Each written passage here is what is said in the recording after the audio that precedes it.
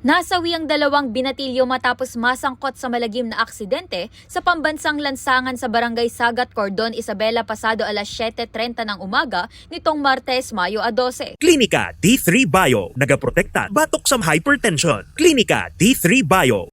Ayon sa paunang ulat, sangkot sa insidente ang isang Mitsubishi Delica van na minamaneho ng 29 anyos na lalaki at dalawang motorsiklo, isang Yamaha NMAX na minamaneho ng 21 anyos na estudyante at isang Suzuki Sniper na minamaneho ng 18 anyos na estudyante, pawang residente ng Difun, Quirino. Batay sa mga residenteng nakasaksi ng pangyayari, binabaybay umano ng mga sasakyan ang direksyong Cordon patungong Difun nang maganap ang salpukan sa kahabaan ng kalsada. Lumalabas sa salaysay ng ilang saksi na tila nagkaroon ng pag-uunahan ng dalawang motorsiklo na binabaybay ang outer lane ng kalsada bago bumangga ang isa sa likuran ng van na naging sanhi ng sunod-sunod na banggaan. Dinala pa sa pagamutan ng dalawang biktima ngunit idineklara ring dead on arrival. Samantala patuloy ang investigasyon ng mga otoridad sa insidente habang paalala nila sa publiko na umiwas sa reckless driving at pagmamaneho ng nasa impluwensya ng alak upang makaiwas sa trahedya.